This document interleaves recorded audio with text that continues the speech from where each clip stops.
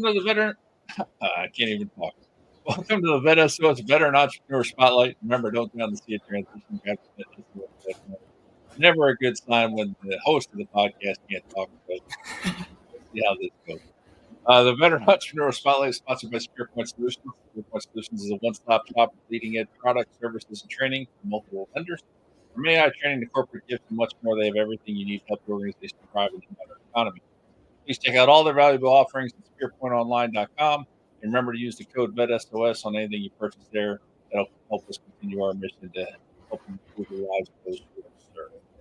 Today, we're sitting down with the one and only Peter Cline, founder of Boots the Books. Boots the Books is a nationwide 501c3 nonprofit that provides scholarships, career discovery opportunities, resume and interview support, and employment opportunities to members of the military community, never at any cost.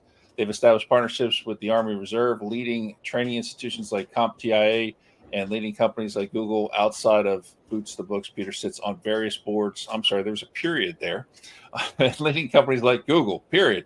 Outside of Boots the Books, Peter sits on various boards, both for nonprofits and municipalities, has consulted for Fortune 500 companies and participated in acquisitions, both realized not, ranging from tens of millions to over $1 billion. Peter loves to quickly build random ideas, read incessantly, and learn. Being a former Don Lavoie Political Economy Fellow at George Mason University. I don't think I knew that about you.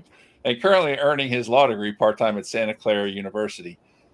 How do you have time to do all that, Peter?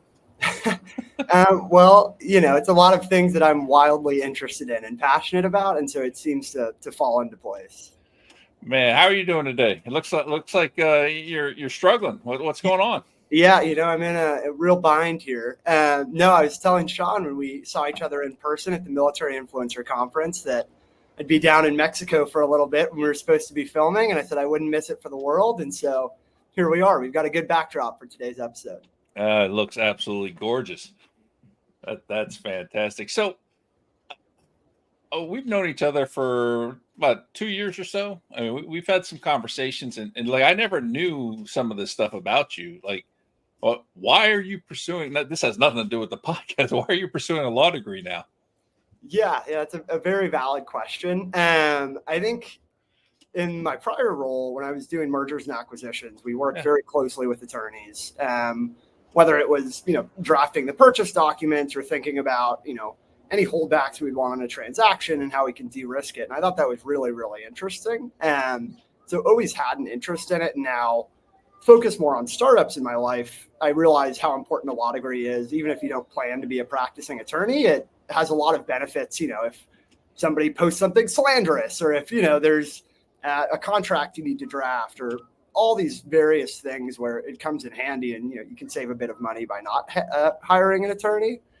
But also on the flip side, I am just a complete nerd, totally love learning. And so I had the opportunity to go get this degree while continuing to work and earn money. And so it seemed like the perfect time to do it. So largely interest. Okay. All right. Fantastic, man. That thirst for knowledge though leads you down so many pathways, and that's just absolutely amazing. So real quick, just sort of a snapshot of your military transition. I mean, we did a whole episode with you on the transition podcast. People can check that out for your full transition story. But, tell us real quickly how that went for you. Yeah, it was tumultuous and very difficult at first, but in the end, it went fantastic, which I think is the common theme. And so I always tell folks transitioning, it's a whirlwind now. It seems like everything is going wrong and it's so difficult, but things do click into place, and eventually the stress is gone and you feel amazing. It's truly the best feeling in the world. And so I was in the Army. I joined directly out of high school, and I had done a bunch of competitions like the Fort Benning NCO of the Year and started my degree. All these things I thought would make my transition the easiest experience ever. And obviously that wasn't the case. I had to do a lot of things like translate my experience and network, all these things Boots to Books tells people to do now that I was not doing. And it continued for a while. I mean, several months of really no progress until I got help from a friend who was not in the service named Aubrey Sign that really turned my transition around. I got an academic scholarship to my dream school, and so saved my benefits that I can now use for law school. Started a career in finance, got to work in some really, really exciting places. And And so it went really, really well, but due to the help of a friend and reaching out. That's fantastic. And once again, highlighting the point of one, networking and getting to know people and learning what's out there. And uh, that's just fantastic. So what led you out of all of this? What led you to want to be an entrepreneur? Yeah, that's a good question. I mean, I think I got a very, very good taste of starting a business, starting Boots to Books. And that wasn't started out of a desire to run a nonprofit, to be completely honest with you. It was started after I got that help from Aubrey. I got a job at, First Republic. I got to work at some other really fantastic financial firms and realized these extremely competitive opportunities are wildly attainable for service members and their families, because they've endured a lot, and they are actually, by and large, they outperform almost anyone else in any career. And I've seen that time and time again. And so we realized that the help Aubrey had given me, really pushing me towards that competitive career and helping me align my experience to the things they were looking for, could be reproduced for so many folks. And it's worked wonders now. And so that was really what drove me into it. And then after starting Boots to Books and realizing, all you really need is a MacBook and a loud voice to start a business, I was completely captivated by it. And so now I just absolutely love it. And I got to work in some corporate roles, and one where I was going out and acquiring businesses, many of which were startups or just kind of entering the growth phase, but also as a consultant at a startup consultancy with 9 people. So we were consulting for VC-backed startups, for private equity acquisitions, but we ourselves were also a startup. And so it was like the perfect, real intro to the startup world, but also seeing so many different ones and how they were succeeding and how fun it looked. And so I always knew that I wanted to be in this space. Fantastic. And how long have you been out of the military? I got out at the end of 2020. Okay, so it's 2024. It sounds like you've lived a lifetime since you've left the military, which is just fantastic. You really go after it, man. All right, so best and worst parts of being an entrepreneur? Yeah, it's a great question. I would say the best part is that it feels really, really great to build something that people want. And it's really, really exciting. I have both worked in a 9-person company and a 5,000-person company, and the individual difference you feel like you're making at a startup is so much larger. There's so much less bureaucracy. I mean, think about like pushing a feature out. If you're going to push a feature out at a 9-person startup, maybe one other person looks at it and you just push that thing out. And then user feedback is going to refine it and optimize it. At a 5,000-person company, they've got reputational risk. They've got all these other things. And so, to push a feature out, you're going to be put in a 3-month queue of 50 people looking at it. And there's considerably more bureaucracy. I'll say the larger company I was at was good about having as little as possible, but it's impossible to avoid at that size. So I think that's the best part, is you move quickly, you have a big impact, and it's super fun. It's also highly, highly rewarding if you do well. The bad part is, and I think me taking a call while being at a wedding is, the epitome of this, is that you have to work an incredible amount. And there's a lot of people who seek balance in life. And I think you can find balance if you want to run a lifestyle business, but it's very, very, very hard to grow a business and give yourself a very equal balance of work and life. And so it can be all consuming, and you're usually the person who cares the absolute most about it and the one who will work the hardest on it. And so if you're not willing to do that, it will be impossibly difficult to grow. It's not saying you can't have a successful business and have balance, but if you want to, grow some magnificent large business, it's going to take a lot of your life, and you really, really are going to have to care about it. Well, with that being said, how often do you take a vacation? That's a good question. This is the first one in a while. I'll say it's a working vacation. But there's definitely space. There's definitely space to take time off. I'll say I'm still finding that balance for myself, and I'm not very good at it, to be completely honest with you. So it's definitely possible, but I'll say, you have to put in a lot of hours to make it work. And those hours are, not always 9 to 5, and it can take the place of a lot of other things. But if it's a mission or a business you're extremely passionate about, or you see an incredible amount of upside in, it should be really easy for you to do that. Absolutely. All right. So what kind of programs or training have you participated in during your whole entrepreneurial journey? Any programs you help learn how to build your business?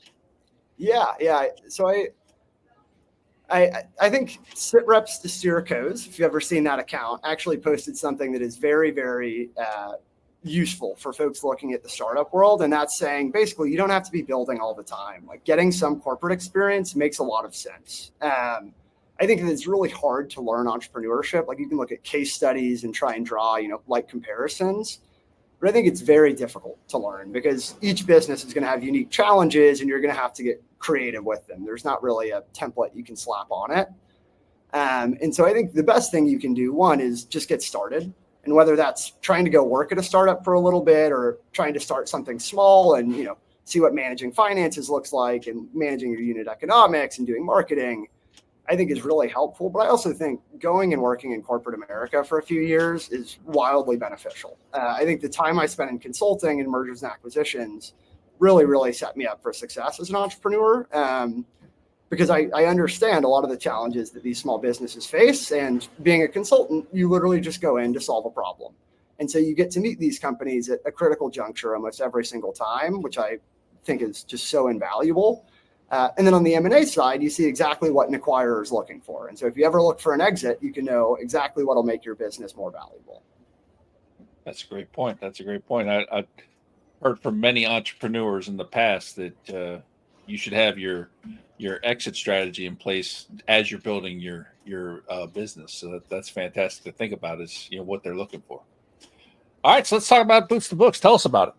Yeah, so Boots to Books is a 501c3 nonprofit. So on the prior point, nobody's acquiring Boots to Books. But Boots to Books is a 501c3 nonprofit. Really, the goal is to provide folks with education and upskilling and then fantastic opportunities to get hired. And so our programs range from scholarships, so whether folks need help paying for textbooks when their benefits are exceeded or exhausted, or for professional certifications, we can step in and pay for them. And we have folks ranging from associate's degrees to getting their PhDs reaching out to us for book help.